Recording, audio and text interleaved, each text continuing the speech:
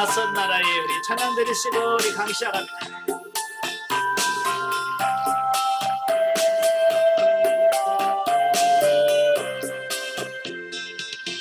나는 순례자 낯선 나라에 언젠가 집에 떠나가리. 어두운 세상 방황치 않고 예수와 함께 걸어가리. 나는 순례자 돌아가리. 난 기다리는 밝은 곳에 돌아가리.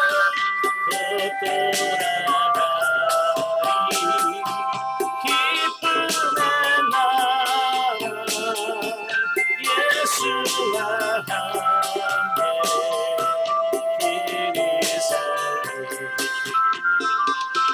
나는 순례자 피곤한 몸을 하늘나라에 누이시네. 주볼 때마다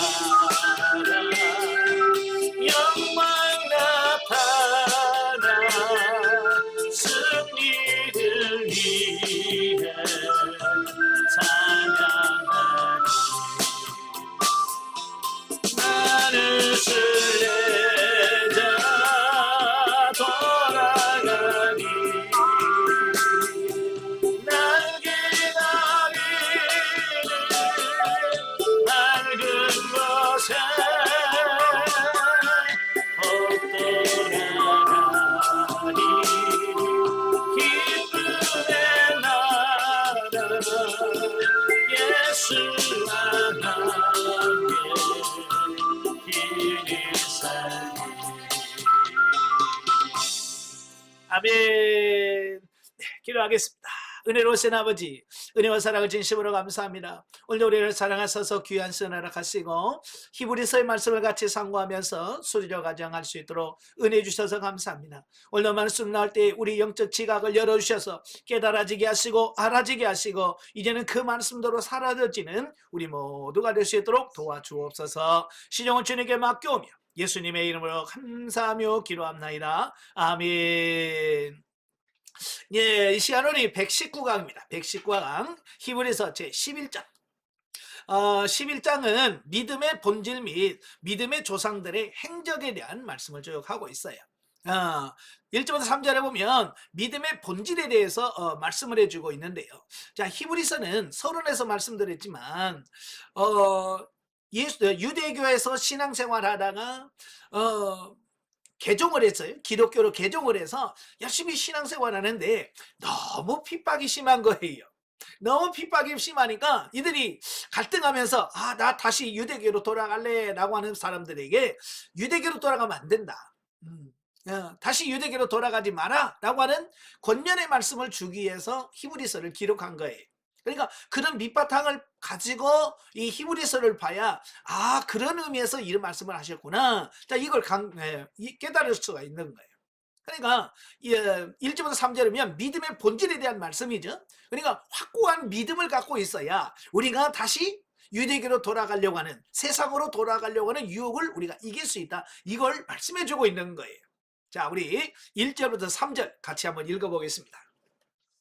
믿음은 바라는 것들의 실상이요 보이지 않는 것들의 증거니 선진들이 이로써 증거를 얻었느니라. 믿음으로 모든 세계가 하나님의 말씀으로 지어진 줄을 우리가 아나니 보이는 것은 나타난 것으로 말미암아 된 것이 아니니라. 아멘. 자, 본장은 믿음의 선진들의 전례를 보여주는 일명 믿음장이라고 불리는 유명한 장입니다. 그죠? 이제 성경에 보면 내용에 따라서 그 한 장이 전체 어떤 내용들을 담고 있어요. 그러면 이제 그걸 무슨 장이다 이렇게 이야기를 하죠. 자, 우리가 잘 아는 것처럼 고린도전서 13장은 우리가 은사장이나 고린도전서 12장은 은사장, 13장은 사랑장, 예, 또 15장은 부활장, 예, 또 마태복음 13장은 비유장, 히브리서 11장은 믿음장이라고 말합니다. 1절부터 마지막 절까지 전부 다 믿음에 관한 이야기를 쭉 하고 있어요. 그래서 본서의 독자들인 그 유대인 개종자들로 하여금 유대교에서 주장하는 바 율법의 행함이 아니라 그리스도를 믿는 믿음으로만 구원을 받을 수 있음을 밝힘으로써 그리스도를 믿음이란 기독교 진리 안에 계속 거하게 하고자 하는 의도하에서 기록되었다라고 하는 사실이, 예, 그래 좀 전에 설명드렸잖아요. 다시 유대교로 다시 돌아갈까 고민하는 그들에게 아니야. 예, 오직 그리스도를 믿는 믿음 안에 거할 때 온전한 구원을 얻을 수 있어 라고 하는 부분을 증명하려고 한다라고 하는 겁니다. 예, 우리가 이제 율법주의 또는 복음주의라는 말을 많이 하는데요. 자, 율법주의라고 하는 것은 뭐냐면 율법을 지킴으로써 의롭다함을 얻고 율법을 지킴으로 구원을 받겠다라고 주장하는 사람들을 율법주의라고 말합니다. 그럼 복음주의는 뭐냐? 그리스도를 믿는 믿음으로 우리가 의롭게 되고 그 믿음으로 우리가 구원을 받는다라고 하는 것을 믿는 것이 복음주의다라고 말씀해 주고 있습니다. 예. 그래서 이 믿음과 율법에 대한 이 차이를 우리가 잘 인식을 하셔야 돼요. 예. 그래서 우리가 이제 보통 이제 그리스도를 믿는 믿음에 대해서 너무 추상적으로 생각할 수 있거든요. 그죠? 왜냐면 이거 눈에 보여지는 것도 만져지는 것도 아니잖아요. 그죠? 여러분도 나 믿음 있어. 근데 우리가 보여줄 수가 없잖아요. 그죠? 차라리 나 돈 많아. 그러면 지갑에서 돈을 꺼내서 보여줄 수도 있고요. 예? 뭐 그럴 수 있지만 믿음이라는 것은 보여줄 수도 없어요. 그럼에도 불구하고 확실하게 존재하고 있다 그 말이에요. 그래서 이 본문에서는 이 너무 추상적이고 관념적인 그 믿음을 역사 속에서 실제하는, 실제적인 역사적 사건들을 통해서 이런 게 믿음이야 라고 하는 것을 확실하게 보여주고 있다라고 하는 거예요. 자, 본단락은 성경이 말하는 바 성도들이 지향해야 하는 믿음의 본질에 대하여 함축적으로 기술해 놓고 있는데요. 자, 믿음이란 뭐냐? 첫째, 하나님의 약속에 대한 전적인 신뢰로서 보이지 아니하는 것을 현재 가지고 있는 것처럼 확신하는 것을 말한다.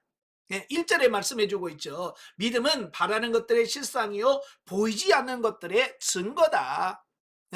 또 두 번째로는 하나님의 권능을 보지 못하고도 인정하는 것이다. 3절에 나와 있고요.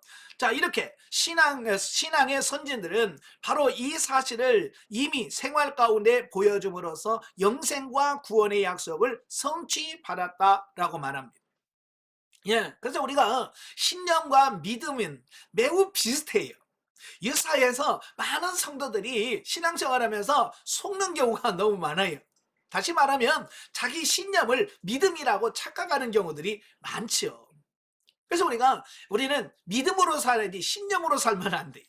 저도요, 상담을 하거나 이럴 때 보면 많은 사람들이 말로는 믿음이라고 하는데 자기 신념에 따라 사는 사람이 너무 많은 거예요. 물론 저도 예전에 신념으로 살았다가 실패를 경험하기도 했거든요. 이건 한두 사람이 아니라 많은 사람들이 그걸 그렇게 하고 있더라는 거예요. 이제 신념이라고 하는 말은 무슨 말이냐면 어떤 사상이나 생각을 굳게 믿으며 그것을 실현하려고 하는 의지를 말합니다. 자기가 믿는 말을 성취하려고 막 애쓰는 거기까지를 신념이라고 말합니다. 그래서 가끔 보면 노동운동 하신 분들이 있잖아요. 그죠? 노동운동 하신 분들은 자기가 막 감옥에 들어갑니다. 심지어는 자기 몸에 휘발유 같은 거 이런 걸 하고 분실을 합니다. 대단한 거잖아요. 그죠? 근데 그들이 그렇게 하려고 하는 게 뭐예요? 자기가 옳다고 믿는 그 사상, 그 생각을 직접적으로 자기가 믿고 그걸 실현해 가려고 하는 어떤 이런 부분이거든요. 외적으로 보면 좀 대단한 것 같지만 그것은 신념이다라고 볼 수 있습니다. 그럼 믿음이라고 하는 건 뭐냐? 믿음이라고 하는 것은 하나님의 말씀, 하나님께서 주어진 약속을 우리 마음에서 믿어서 그대로 따르려고 순종하는 것을 믿음이라고 말합니다. 그래서 신념과 믿음의 차이는 결과적으로 행동은 똑같은데 비슷해요. 근데 그 출발점이 신념은 나에서 출발해요. 예. 그리고 믿음은 하나님으로부터 출발합니다. 그래서 이 믿음과 신념은 근본적으로 이 출발점이 다르다라고 이렇게 볼 수 있어요. 그래서 신념은 아무리 강해도 죽고 썩어요. 그냥 믿음은 그 믿고 행하면 거기에 따른 하나님의 복이 있다라고 하는 것을 보게 됩니다. 예. 그래서 다시 말해서 믿음은 자신의 욕망을 이루는 도깨비 방망이가 아니라는 거예요. 원래는 많은 성도들이 착각하는 게 뭐냐면 믿으면 된다. 네? 믿으면 부자가 돼. 믿으면 복을 받아. 라고 하는 어떤 점은 이 믿음이라고 하는 것을 마치 도깨비 방망이처럼 사용하려는 분들이 많습니다. 예. 그래서 우리가 이 믿음을 가지고 장난치면 안 돼요. 신앙이 장난치면 안 되고 그 속으면 안 되는 거예요. 예. 아시겠죠? 신념은 뭐냐면 자기가 믿는 그것을 통해서 뭔가를 성취하려고 하는 육신의 욕망을 이루려고 하는 데서부터 출발한다라는 겁니다. 자, 두 번째 단락은 4절부터 7절입니다. 이제 4절부터 7절은 믿음의 실증입니다. 믿음의 실증. 그러니까 아브라함 이전의 믿음의 조상들을 통해서 역사적으로 믿음이란 이런 거야 라고 하는 것을 실제적인 증거로 보여주고 있다라고 하는 거예요. 자, 4절부터 7절 같이 한번 읽겠습니다. 믿음으로 아벨은 가인보다 더 나은 제사를 하나님께 드림으로 의로운 자라 하시는 증거를 얻었으니 하나님이 그 예물에 대하여 증언하심이라. 그가 죽었으나 그 믿음으로서 지금도 말하느니라. 믿음으로 에녹은 죽음을 보지 않고 옮겨졌으니 하나님이 그를 옮기심으로 다시 보이지 아니하시느니라. 그는 옮겨지기 전에 하나님을 기쁘시게 하는 자라 하는 증거를 받았느니라. 믿음이 없이는 하나님을 기쁘시게 하지 못하나니 하나님께 나아가는 자는 반드시 그가 계신 것과 또한 그가 자기를 찾는 자들에게 상 주시는 이심을 믿어야 할지니라. 믿음으로 노아는 아직 보이지 않는 일에 경고하심을 받아 경외함으로 팡주를 준비하여 그 집을 구원하였으니 이로 말미암아 세상을 정죄하고 믿음을 따르는 의의 상속자가 되었느니라. 아멘. 자, 앞단락. 그러니까 1절부터 3절에서는 믿음의 본질에 대하여 기록해 놓은 것은 사실 구약의 위대한 선진들이 삶으로 보여준 믿음, 그것을 독자들에게 알리기 위한 예비 단계에 불과하다. 그래서 이 히브리 저자는 아마도 본서의 유대인 독자들에게 그들이 위대한 신앙의 조상들로 존경하는 구약의 위인들이 율법을 통해서가 아니라 당시 그들이 믿고 있던 바로 그리스도를 믿음으로 통해서 하나님의 인정을 받았다는 사실을 밝히면 당시 유대교의 교리적 공세가 있음에도 그들의 믿음이 흔들리지 않을 것이라고 판단했을 것이다 라고 하는 사실입니다. 예. 그래서 사실 여기서 가인이라든지 에녹이라든지 노아가 나옵니다. 자, 이들은 뭘 말하냐면 율법에 대해서 전혀 모르는 사람들이에요. 그죠? 율법은 어디서 나오냐면 출애굽께서 나와요. 예, 출애굽하면서 시내산에서 하나님께서 이스라엘 백성들에게 주어진 것이 율법이에요. 그러면 그 이전에는 율법이 없었다고 말이에요. 예. 그러면 율법이 없는 그들에게 어떻게 그들이 하나님부터 인정을 받았고 어떻게 하나님부터 구원을 받을 수 있겠는가라고 하는 부분들이에요. 그러니까 이 말을 하는 것은 율법으로 구원받는 것이 아니라 믿음으로 말미암아 구원에 이르렀다라고 하는 것을 강조하기 위하여 말씀해 주시는 겁니다. 예. 그래서 믿음 안에서 흔들리지 마라 라고 하는 거죠. 사실 유대인 개종자들에게 앞달락과 같은 믿음의 본질에 대한 추상적인 묘사로서는 믿음의 실체가 명확하게 이해되거나 가슴에 와닿지 못한다라고 하는 겁니다. 그러니까 1절부터 3절의 말씀, 믿음은 바라는 것들의 실상이요 보이지 못하는 게 증거다. 이거 도대체 뭔 소리야? 알 것도 같은데 잘 모르겠고 알쏭달쏭하단 말이에요. 그죠? 너무 추상적이고 관념적으로 들릴 수 있다고 말이에요. 그래서 이 히브리 기자는 그게 아니라 역사적으로 실제로 존재했던 믿음의 조상들을 실제적으로 들면서 믿음이란 이런 거야 라고 하는 것을 확실하게 보여주는 거예요. 그래서 오히려 그들이 존경하는 그들의 조상들이 오실 그리스도를 믿는 믿음 가운데서 신앙을 지키다가 잠들었다라고 한다면 매우 명확하고 실제적인 교훈이 될 것이다 라고 하는 거예요. 예. 이런 견지에서 저자는 장장 37절이라고 하는 긴 지면을 할애하여 아벨로부터 당시 시대까지의 이스라엘의 위대한 위인들의 믿음의 삶을 실례로 들어서 설명하고 있다라고 하는 겁니다. 예. 그래서 이름만 되면 다 알잖아요. 아벨 모르는 사람 어디 있어요? 그죠? 유대인 줄 치고 아벨 모르는 사람 없고, 에녹 모르는 사람 없고, 노아 모르는 사람 없고요, 아브라함 모르는 사람 없단 말이에요. 그러니까 누구라도 이름만 되면 알 수 있는 그 유명하신 선조들의 이름을 나열하면서 그들이 바로, 예? 믿음으로 말미암아 다 구원받은 분들이다. 자, 이걸 설명해주고 있습니다. 예? 세상에서도 유명한 것은 힘이 있잖아요. 그래서 신천지라든지 이 하나님의 교회라든지 이런 데 보면 항상 뭐냐면 그 전도지에 유명한 사람들을 거기다 넣어놓습니다. 그래서 무슨 박사도 우리 교회 다닌다 뭐 이런 거 있잖아요. 그죠? 그 유명한 사람들의 막 이름을 넣고 막 해야 어떤 영향력을 끼친다라고 생각하는 거죠. 사실 그렇고요. 그렇잖아요. 그래서 교회에서도 전도 집회할 때 누구 부릅니까?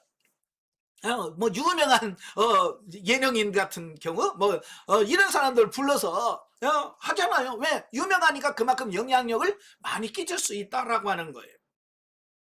자, 본달락은 그러한 실증의 첫 번째 부분으로서 하나님이 원하시는 올바른 제사를 드린 아벨, 또 하나님을 기쁘시게 하여 하나님과 동행한 에녹, 그리고 하나님의 말씀대로 심판을 대비하여 구원의 방주를 지은 노아라고 하는 이 세 명의 실예로 들고 있고요.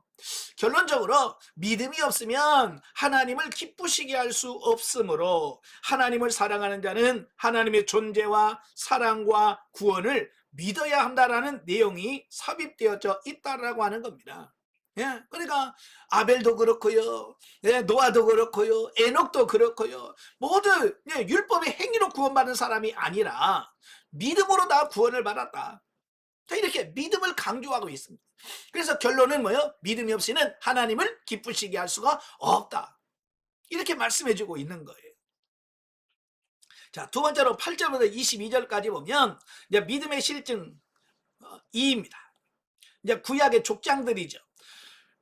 어찌 보면 그 앞에서 말한 아벨이라든지 노아라든지 이런 사람은 너무 윗대야. 너무 오랜 고전적인 분들이잖아요. 그래서 그보다는 조금 후대에 있으면서도 직접적으로 이스라엘 백성들과 연관되어진 아브라함부터 이제 믿음의 족장들에 대한 기록을 통해서 바로 이걸 계속해서 확증시켜 주는 겁니다. 자, 8절부터 22절까지 보겠습니다. 믿음으로 아브라함은 부르심을 받았을 때에 순종하여 장래의 유업으로 받을 땅에 나아갈 바를 알지 못하고 나아갔으며, 믿음으로 그가 이방의 땅에 있는 것 같이 약속의 땅에 거류하는 동일한 약속을 유업으로 함께 받은 이삭 및 야곱과 더불어 장막에 거하였으니, 이는 그가 하나님이 계획하시고 지으실 터가 있는 성을 바라봤습니다. 믿음으로 사라 자신도 나이가 많아 단산하였으나 잉태할 수 있는 힘을 얻었으니, 이는 약속하신 이를 미쁘신 줄 알았습니다.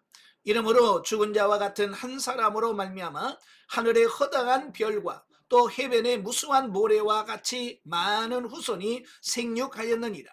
이 사람들은 나 믿음을 따라 죽었으며 약속을 받지 못하였으니 그것을 멀리서 보고 환영하며 또 땅에서는 외국인과 나그네임을 증언하였으니, 그들이 이같이 말하는 것은 자기들이 본향 찾는 자임을 나타냅니다.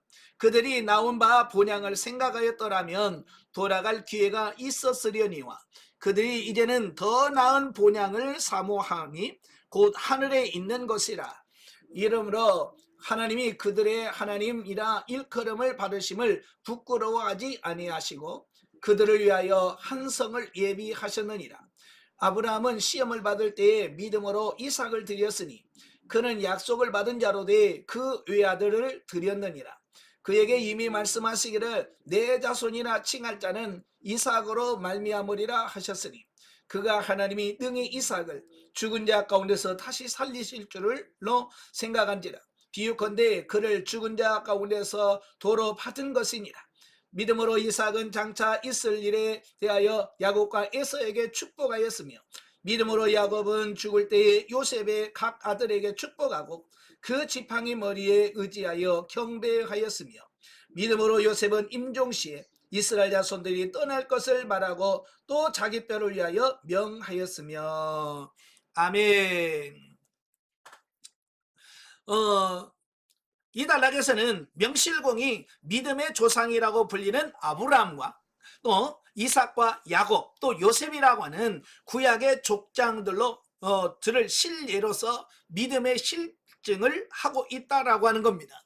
이들은 이스라엘의 실제 조상들이잖아요. 그죠? 그래서 먼저 8절부터 12절에 보면 믿음의 조상 아브라함이 갈대아에서 부르심을 받아 약속의 땅으로 간 것부터 시작하여 후계자가 없는 후계가 없는 중에도 약속을 믿어 이삭과 야곱과 함께 믿음의 조상이 되었다라고 하는 것을 언급하고 있다라고 하는 겁니다. 자, 여기서 아브라함이 하나님께서 떠나라, 너 친척 아비 집을 떠나 내가 지시할 땅으로 가라. 근데 그 어디로 가야 될 바를 알려주지 않았다는 거예요. 구체적으로 요즘으로 하면 주소를 가르쳐주면서 요리 가라고 하면 되는데 아무것도 모르고 그냥 가다 보면 내가 알려줄게. 이건 대단한 믿음인 거예요. 그렇지 않아요? 여러분들에게 여러분 주소 가르쳐주면서 요리 이사가 그러면 가실 분 손 들어봐요. 여러분 아무도 순종 못할까? 왜 가야 되는데요? 난 못 가요. 그래서 알려줘도 주소를 가르쳐주고 해도 우리는 가기 어렵다 그 말이. 그런데 아브라함은 얼마나 믿음이 대단했는지 갈 바를 알지 못해. 그래도 하나님께서 가라 라고 말하니까 순종해. 왜? 그는 하나님에 대한 믿음을 가졌기 때문에 그게 가능했다라고 하는 거예요. 또 뿐만 아니라 그리고 13절 16절에 보면 족장들이 왜 약속의 땅에서 정착하지 아니하고 나그네처럼 살았는지에 대한 영적 의미를 설명하고 있습니다. 이는 앞에서 6절에서처럼 너무나 중요한 믿음의 본을 보는 순간 그것을 그냥 넘기지 못하고 독자들에게 그 의미를 확실하게 알려주어 독자들로 하여금 그 믿음의 본을 따르게 하기 위하여 이러한 설명을 중간에 첨가한 것이다 라고 하는 겁니다. 그러니까 이 아브라함과 그의 조상들이 갈대아 우르를 떠나서 가나안 땅으로 왔어요. 가나안 땅에 와서도 이런 벽돌이나 이런 집을 짓지 아니하고 장막 생활을 했다 그 말이에요. 장막 생활을 했어요. 그 이유는 뭐냐면 더 나은 본향을 사모했기 때문이라고 하는. 여기서 장막이라는 것은 이동식 주거지를 말합니다. 보통 이제 우리가 집을 지면 이제 우리는 움직이지 않겠다는 거잖아요. 그죠? 아니 거기서 눌러 살겠다는 얘기예요.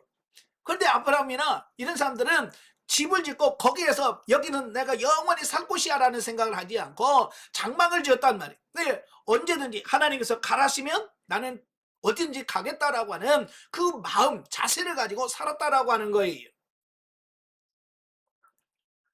자, 이러한 영적 의미의 설명을 다 마친 다음 저자는 다시 아브라함에서 이삭과 야곱으로 이어지는 믿음의 계열을 설명하기 위해서 아브라함이 독자 이삭을 바쳤다가 돌려받은 사건 17절 19절 또 이삭이 야곱에게 또 야곱이 요셉에게 축복하여 믿음이 전수된 것과 마지막으로 요셉이 죽을 때에도 약속의 땅으로 귀환할 것을 믿어 의인이 되었다고 하는 것을 언급하면서 구체적으로 어떻게 족장들이 신앙을 지켰는가를 설명해주고 있다라고 하는 겁니다. 그러니까 이런 역사적 사실을 쭉 기록하면서 믿음이라고 하는 것은 단지 우리가 추상적이고 어떤 관념적인 어떤 이런 것이 아니라 삶 속에서 실질적으로 움직이고 이삭하고 또 바치고 하는 이런 실제적인 것들을 통해서 그 믿음을 보여주었다라고 하는 사실이에요. 믿음이라고 하는 것은 그냥 속에 갖고 있는 것이 아니라 삶 속에서 그렇게 사라져지는 것이 믿음이다라고 말씀해주고 있습니다. 그래서 신학시대에 보면 그 야고보서에서 뭐라고 말씀해요? 행하면은 믿음은 죽은 거다. 그리고 우리 안에 있는 믿음을 뭘로 증명할 수 있냐? 예, 우리의 삶을 통해서 얼마든지 증명할 수 있다라고 말씀해 주고 있는 거예요. 과연 우리가 이렇게 행동하는 믿음, 삶으로서 보여줄 수 있는 믿음을 내가 소유하고 있는가? 이제 이게 굉장히 중요한 거죠. 예, 이런 살아있는 믿음, 생명력의 믿음을 소유하는 여러분이 다 되시기를 바랍니다. 자, 넘겨서 23절부터 31절까지 보면 이제 믿음의 실정 세 번째입니다. 이제 모세로부터 시작해서 가나안 입성까지의 믿음의 조상들에 대한 사람들을 통해서 믿음의 실증을 하고 있는 거예요. 자, 23절부터 31절까지 보겠습니다. 믿음으로 모세가 났을 때에 그 부모가 아름다운 아이임을 보고 석 달 동안 숨겨 왕의 명령을 무서워하지 아니하였으며, 믿음으로 모세는 장성하여 바로의 공주의 아들이라 칭함받기를 거절하고 도리어 하나님의 백성과 함께 고난받기를 잠시 죄악의 낙을 누리는 것보다 더 좋아하고 그리스도를 위하여 받는 수모를 애굽의 모든 보화보다 더 큰 재물로 여겼으니 이는 상 주심을 바라봅니다. 믿음으로 애굽을 떠나 왕의 노함을 무서워하지 아니하고 곧 보이지 아니하는 자를 보는 것 같이 하여 참았으며, 믿음으로 유월절과 피 뿌리는 예식을 행하였으니 이는 장자를 멸하는 자로 그들을 건드리지 않게 하려 한 것이며, 믿음으로 그들은 홍해를 육지같이 건넜으나 애굽 사람들은 그것을 시험하다가 빠져 죽었으며, 믿음으로 7일 동안 여리고를 도니 성이 무너졌으며, 믿음으로 기생 라합은 청탄골을 평안히 영접하였으며 순종하지 아니한 자와 함께 멸망하지 아니하였도다. 아멘. 자, 본 단락에서는 이제 세 번째 믿음의 선진 그룹이라고 할 수 있는 이제 출애굽 시대부터 시작해서 의인들을 시작해 대표인 그 모세, 모세와 그의 부모, 또 모세, 그리고 여리고성을 점령한 여호수아, 또 무너지는 여리고성에서 믿음으로 살아남은 기생 라합을 실례로 하여서 구약 조상들이 어떻게 믿음으로 구원의 약속을 바라보았는가라고 하는 것을 실증 설명하고 있다라고 하는 겁니다. 자, 그 의인들 중에서 가장 긴 지면을 할애해서 소개한 사람이 누구냐면 모세입니다. 예, 모세를 소개하고 있어요. 자, 모세 하면 뭐 우리 중에 모르는 사람 없겠죠. 예, 특히 이 이스라엘 사람들에게 있어서 모세는요 대단한 존재입니다. 예, 그래서 뭐 유대인들에게서 모세 하면 끝버가죠. 뭐 논쟁하다가도 모세가 이랬다 그러면 그 다음부터는 말을 못해. 왜? 모세가 그랬다는데 거기다 무슨 토를 달고 아니요 라고 반문할 수가 없는 거예요. 예, 그래서 모세의 말은 곧 유대인들에겐 진리예요. 예, 그만큼 모세는 유대인들에게 굉장한 영향력을 끼치는 사람이에요. 자, 모세는 특히 당시 거대한 강대국이었던 애굽의 왕궁에서 호의호식할 수 있는 것을 버렸다. 그리고 하나님의 나라를 유업으로 받는 것을 더 귀한 것임을 깨달아 믿고 죄악의 소굴이었던 애굽 왕국을 떠나 광야로 갔다가 하나님의 백성을 약속의 땅으로 이끌어낸 위대한 신앙의 지도자가 되었다라고 저자는 언급하고 있다라고 하는 겁니다. 사실 모세는 궁궐에 들어가서 세상에서 제일 뭐 모든 걸 다 누린 사람이잖아요. 그죠? 어찌 보면 궁궐은 세상에 제일 좋은 곳이 가는 곳이, 먹는 것부터 시작해서 모든 환경이 그 나라에서 최고의 어떤 레벨에 있다 그 말이에요.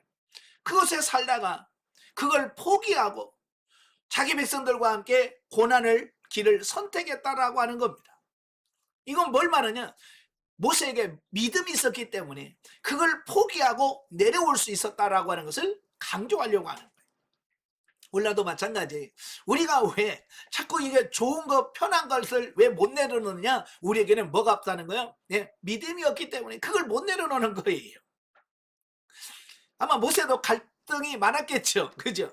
그 많은 좋은 모든 것을 다 내려놓고 하려고 하는 거 얼마나 갈등이 많았겠어요. 그러나 그 안에는 믿음이 있었기 때문에 그는 모든 걸 포기하고 내려놓고 광야로 갈 수 있었다라고 하는 것을 말씀해주고 있습니다. 자, 그뿐 아니라 이러한 신앙을 견지함으로써 모세는 시내산에서 율법을 받아 율법을 대표하는 이스라엘 최대의 인물 중 하나로 역임을 받게 되었는데, 이러한 모세의 신앙 행적은 오늘의 우리에게 이 세상에서 가장 부유하고 권세 높은 자리에 앉는 것보다 비록 가난하고 고통스럽고 비천한 삶이라도 자기 십자가를 지고 그리스도를 믿어 정의롭고 선한 삶을 사는 것이 더 나은 것임을 교훈해주고 있다라고 하는 겁니다. 예, 그러니까 이 모세 삶을 보면서 우리도 본받아야 돼요. 근데 여러분, 우리는 어떻습니까? 예, 편한 것 추구하고 이 땅의 것 많이 좋아하잖아요. 그죠? 예. 그래서 우리가 이 땅에 편하고 좋고 어떤 이런 것만을 바라본다면 우리는 진정한 구원에 이를 수 없다, 그 얘기를 하고 있는 거예요. 자, 우리도 모세처럼 이 땅의 것을 내려놓고 하늘의 것을 사모하면서 바라갈 때에 우리가 온전한 구원을 받을 수, 물론 그 과정 속에서 많은 환난을 겪을 수 있어요. 그렇죠. 모세가 궁궐을 포기하고 나오는 순간부터 뭐가요? 미디안에서 광야에서 40년 동안을 고통을 그런 고난을 받아야 되는 이런 과정이 있습니다. 많은 사람들이 이 조그만 세상에서 고난 받는 것을 그렇게 싫어하더라고요. 예? 그러니까 예를 들어서 이런 거요. 예, 차를 벤츠 타다가 프라이드 주면 기분 나빠요. 안 타려고 그래. 그죠? 예, 좋은 거 타다가 나쁜 거 타면 그걸 못 견뎌 하더라고. 예. 근데 우리는 그렇게 할 수 있어야 돼. 그걸 포기할 수 있어야 우리가 예수 그리스도를 닮을 수 있고 진정한 구원에 들어갈 수 있다라고 하는 거예요. 그래서 하나님께서는 여러분들에게 좋은 집에서 살다가 망해서 쫙 가난하게 들어가기도 하시고, 반지하에도 들어가기도 하시고, 단칸방에도 살게 하시는 이유가 뭐냐면 내려놓는 훈련을 시키시는 거예요. 그래서 그걸 잘 견뎌야 돼. 근데 우리는 그것을 못 견디잖아요. 그래서 하나님 앞에 어떻게 그럴 수가 있습니까? 그러면서 우리는 하나님 원망하고 불평하는지요. 그 믿음이 조금 없다는 얘기예요. 그 속에서 하나님 감사합니다. 여기서 하나님의 뜻을 깨닫고 하나님 말씀대로 살겠습니다. 하나님께서 이보다도 더 심한 곳에 보낸다 할지라도 나는 순종하겠습니다 라고 하는 그런 믿음의 자세, 마음 자세가 우리에게 필요하다, 그 말이에요. 그게 뭐냐? 그게 바로 믿음이다 라고 하는 거예요. 자, 그 다음에 32절부터 40절까지는 믿음의 실증 5번째입니다. 이 5번째는 사사시대 이후 믿음의 조상들과 그들의 삶의 특징에 대해서 설명을 해주고 있어요. 자, 32절부터 40절까지. 내가 무슨 말을 더하리요? 기드온, 바락, 삼손, 입다, 다윗 및 사무엘과 선지자들의 일을 말하려면 내게 시간이 부족하리로다. 그들은 믿음으로 나라를 이기기도 하며 의를 행하기도 하며 약속을 받기도 하며 사자들의 입을 막기도 하며 불의 세력을 멸하기도 하며 칼날을 피하기도 하며 연약한 자들 가운데서 강하게 되기도 하며 전쟁에 용감하게 되어 이방 사람들의 진을 물리치기도 하며 여자들은 자기의 죽은 자들을 부활로 받아들이기도 하며 또 어떤 이들은 더 좋은 부활을 얻고자 하여 심한 고문을 받되 구차히 풀려나기를 원하지 아니하였으며 또 어떤 이들은 조롱과 채찍질 뿐만 아니라 결박과 옥에 갇히는 시련도 받았으며 돌로 치는 것과 톱으로 겨는 것과 시험과 칼로 죽임을 당하고 양과 염소의 가죽을 입고 유리하여 궁핍과 환난과 학대를 받았으니 이런 사람은 세상에 감당하지 못하느니라. 그들이 광야와 산과 동굴과 토굴에 유리하였느니라. 이 사람들은 다 믿음으로 말미암아 증거를 받았으나 약속된 것을 받지 못하였으니 이는 하나님이 우리를 위하여 더 좋은 것을 예비하셨은즉 우리가 아니면 그들로 온전함을 이루지 못하게 하려 하심이라. 아멘. 자, 이제 본단락은 이제 가나안 입성 이후에 있었던 많은 의인들을 총괄적으로 예증하여 그들의 믿음을 설명하는 동시에 그 믿음을 통해서 이제까지 언급된 모든 믿음의 조상들이 가진 삶의 일반적인 특징들을 밝히고 있습니다. 저자가 밝히고 있는 그 신앙인들이 살아왔던 삶의 그 공통적인 특징을 이렇게 정리를 해보면, 첫째, 믿음의 능력으로 승리하는 삶을 살았다라고 하는 거예요. 전쟁이나 모든 어려움과 그 고난을 그들은 믿음으로 그것을 통과하고 승리했더라라고 하는 겁니다. 그러니까 오늘도 우리가 믿음을 가져야 여러 가지 환난과 고난을 와도 그걸 이길 수 있다라고 하는 거예요. 두 번째로, 믿음으로 인하여 받게 되는 고난을 인내하고 그랬어요. 35절부터 38절까지 보면 많은 사람들이 얼마나 예수 믿는 것 때문에 그 많은 고난을 받았습니까?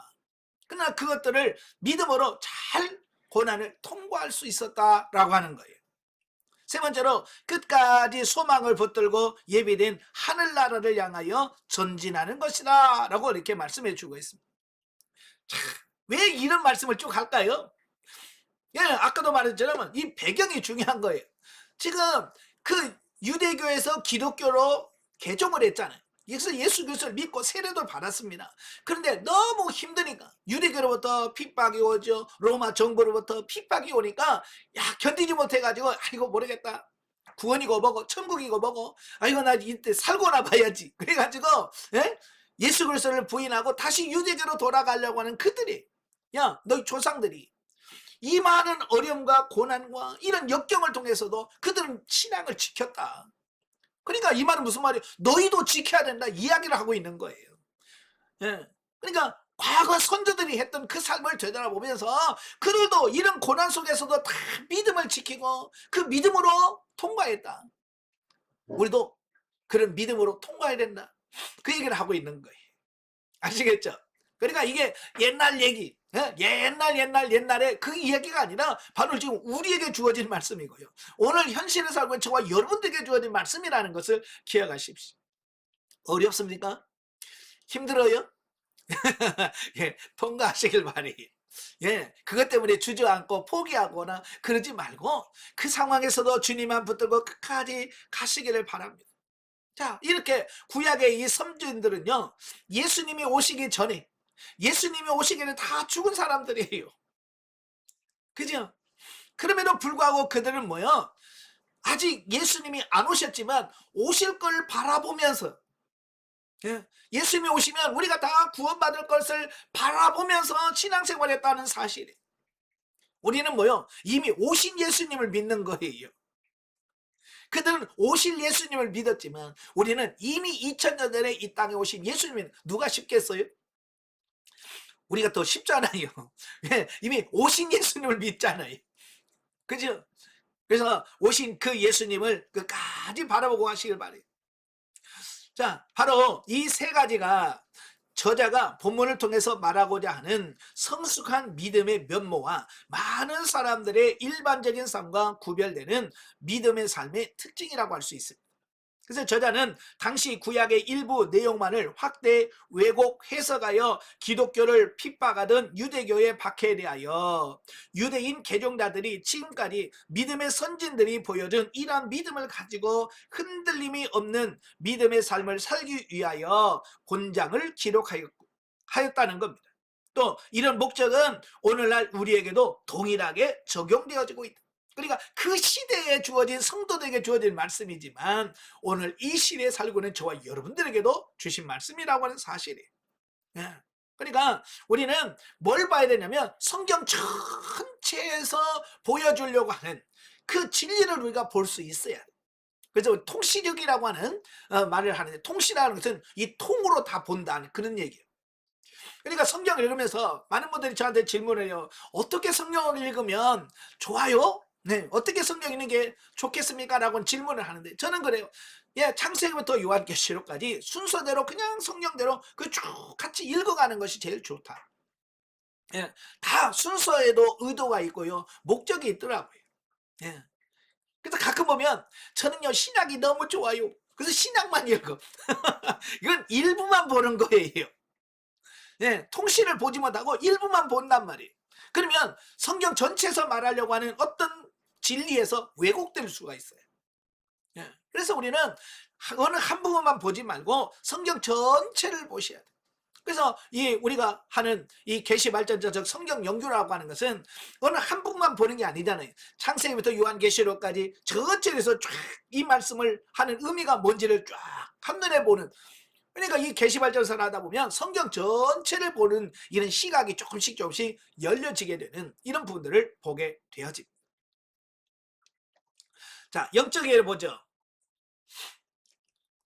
1절에서 믿음은 바라는 것들의 실상이란, 우리가 바라는 것은 하나님의 약속을 믿고 바라는 것이다.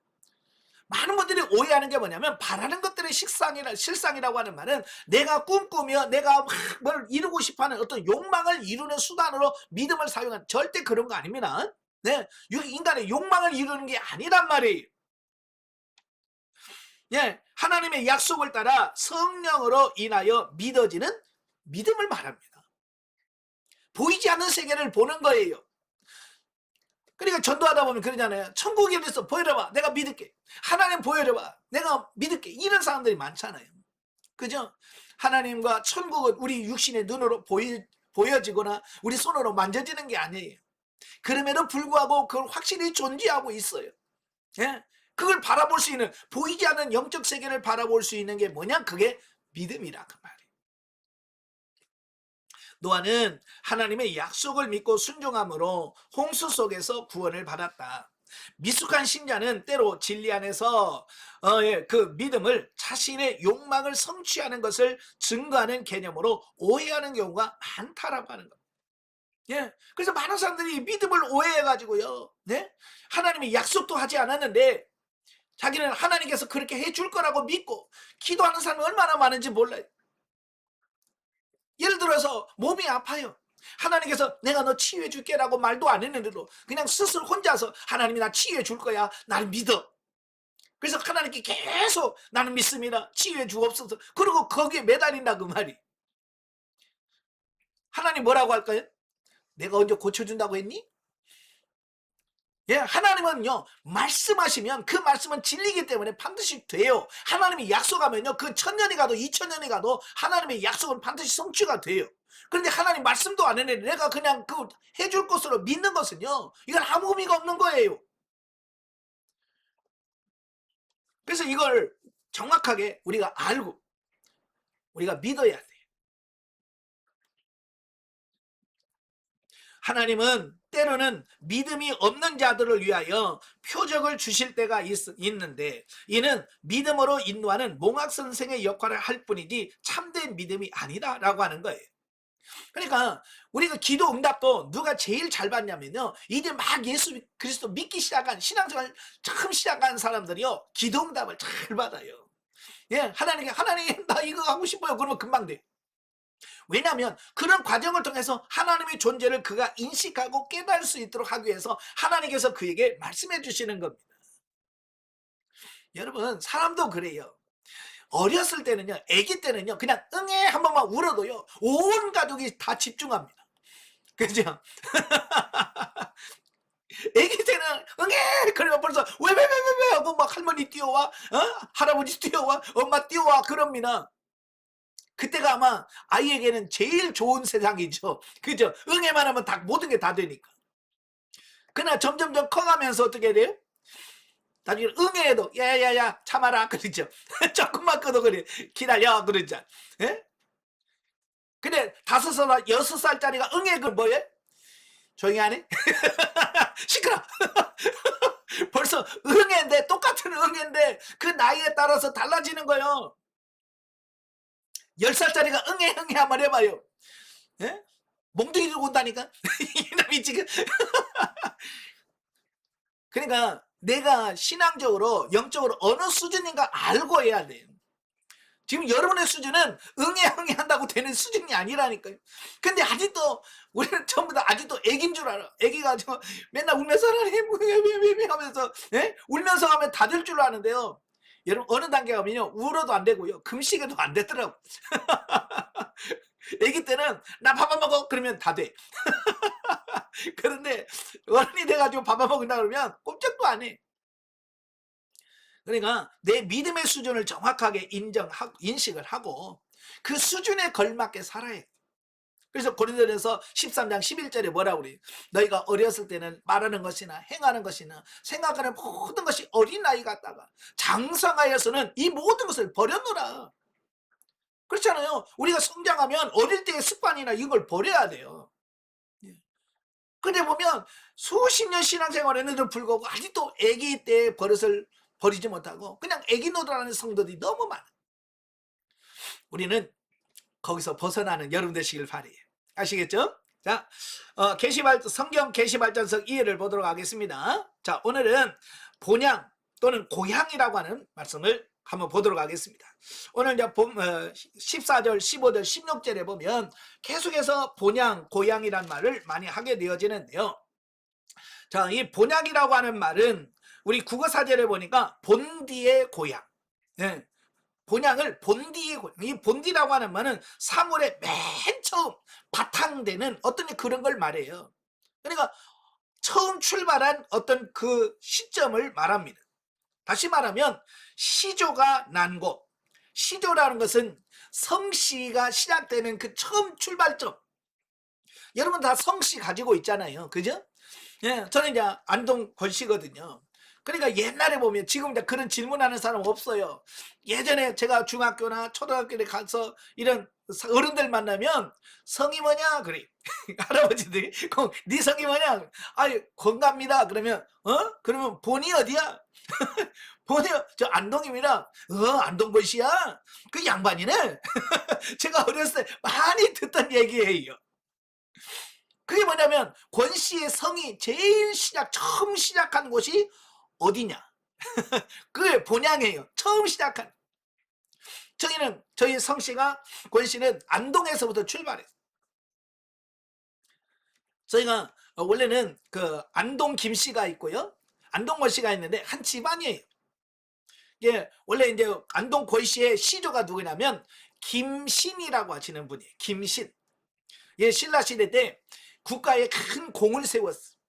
김신이라는 분이 공을 세워서 왕이 무슨 선물을 해줘야 되는데 너무 뭐 다 갖고 있으니까 뭐 돈 조금 준다고 뭐 이게 될 것 같지 않으니까 이 왕이 뭘 선물했냐면 성씨를 선물로 하사한 거예요.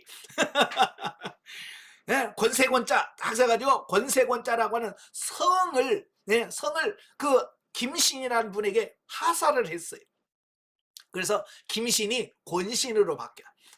그게 권씨의 시조예요. 출발점이 돼요. 그래서 그 후손들이 전부 다 이제 권씨로 해가지고 전국에 흩어졌어. 우리는 다 한 집안에서 태어난. 예. 바로 이런 것처럼 그 원래 처음 시조가 난 곳이 본향이라고 말합니다. 참고로 저는 안동에 한 번도 가본 적이 없어요. 가본 적이 없는데 안동 말만 들어도 왠지 친근한 느낌이 들어요. 한 번도 가보지도 않았는데 마치 가본 것처럼 내가 옛날에 거기서 살았던 것 어떤 느낌을 받는 거예요. 이게 본향이라는 느낌이 바로 그런 거예요. 자, 히브리어는 에레츠라고 합니다. 에레츠. 땅, 이 에레츠란 말은 땅 또는 고향이란 뜻이고요.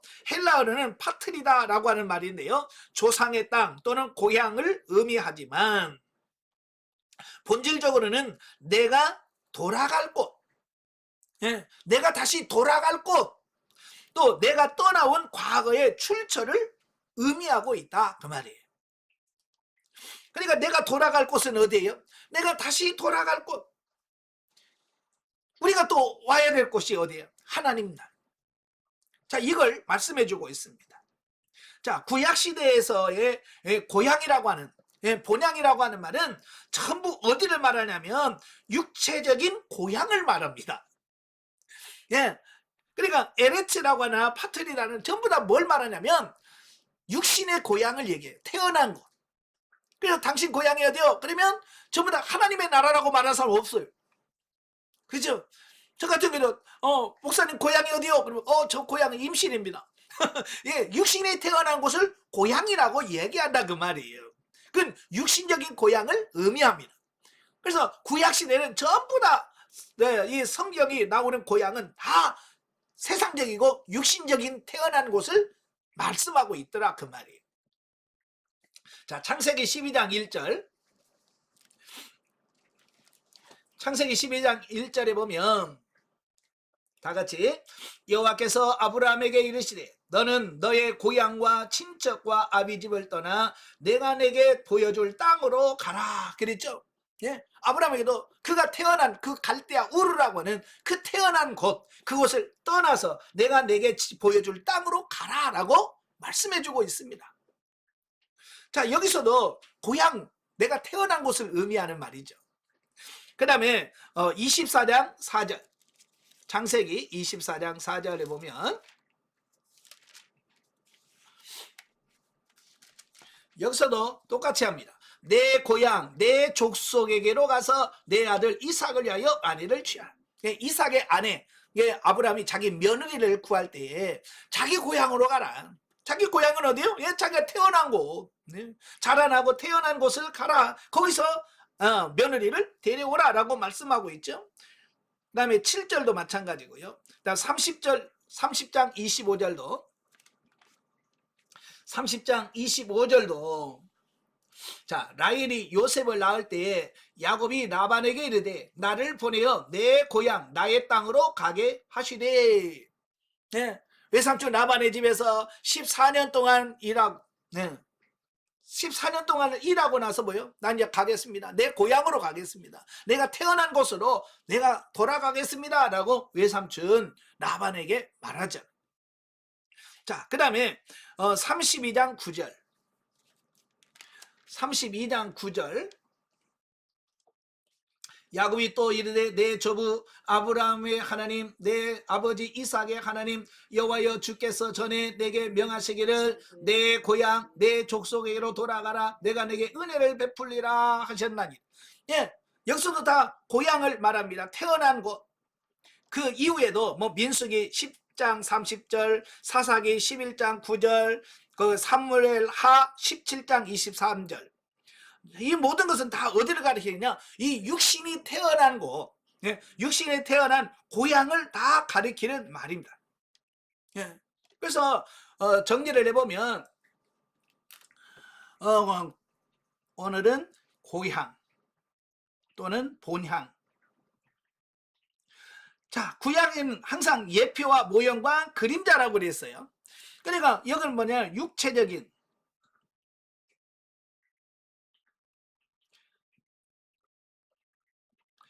태어난 곳. 자, 구약에서는 전부 다 뭐냐 육체적인 고향, 자기 자신이 태어난 곳을 가리킬 때 다 고향이란 말을 사용했다라고 하는 말씀이에요. 자, 신약시대는 어떠냐? 신약시대도 똑같더라고요. 신약시대도 마가복음 6장 1절 마가복음 6장 1절에 보면 예수께서 거기를 떠나서 고향으로 가시니 제자들도 따르니라. 자, 예수님도 자기가 원래 태어난 곳은 어디예요? 베들레헴이잖아요. 근데 자기가 태어나서 애굽으로 갔다가 다시 돌아와서 그때까지 살았던 그 곳 나사렛이죠. 이 나사렛을 예수님은 자신의 육신의 고향으로 알고 그 고향에서 살았다라고 말씀해주고 있습니다. 또 누가복음 2장 3절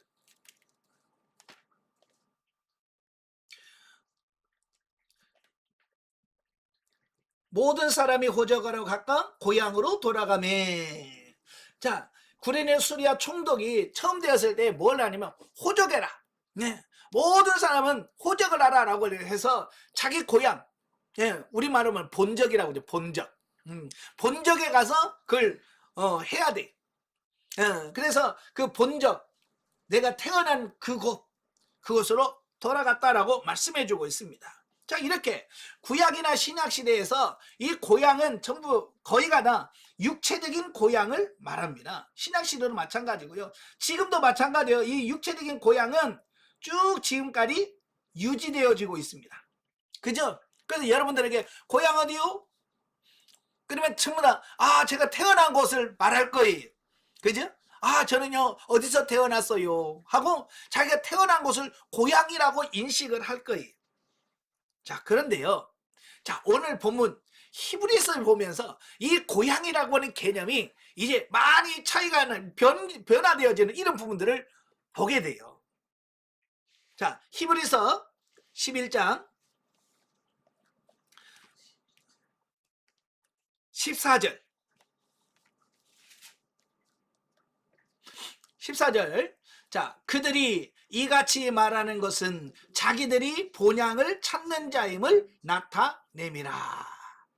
자, 이 말이 무슨 말이냐면 예수님께 그 아브라함이 하나님의 말씀을 따라서 고향을 떠나 어디로 와요?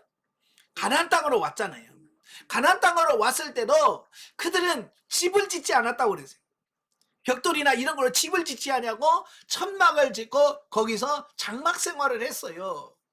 그 말은 무슨 말이냐면 여기가 고향이야, 우리는 영원히 여기서 살 거야가 아니라 다시 돌아갈, 고향으로 돌아갈 마음을 갖고 있었다라고 하는 거예요. 예, 다시 고향으로 가고 싶은 마음이 있었다는 거예요. 그런데 중요한 것은 15절에 그들이 나온 바 본향을 생각하였더라면 돌아갈 기회가 있으려니와. 그렇죠.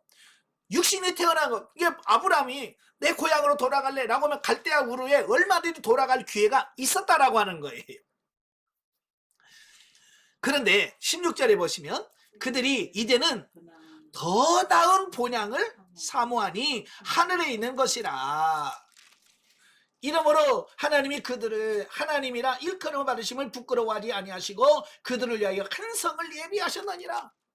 자, 여기서 돌아갈 본향은 육신이 태어난 본향이 아니라 근본적인 본향을 의미하고 있어요. 다시 돌아갈 하늘에 있는 것이라고 얘기했죠. 이 하늘에 있는 곳.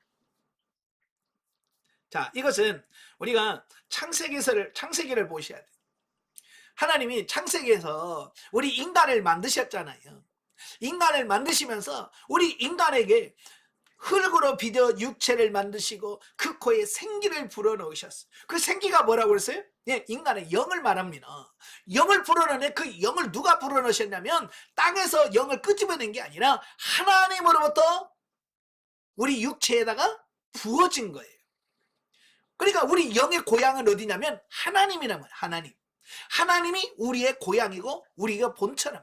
그래서 우리는 다시 돌아간다면 어디로 돌아가야 되냐? 다시 하나님께로 돌아가야 된다. 이 말씀을 하고 있는 거예요. 그래서 우리가 육체의 고향은 고향이 아니고 진짜 고향은 어디냐? 하나님의 나라가 진짜 우리가 돌아가야 될 더 나은 본향이다. 그 이야기를 하고 있어요.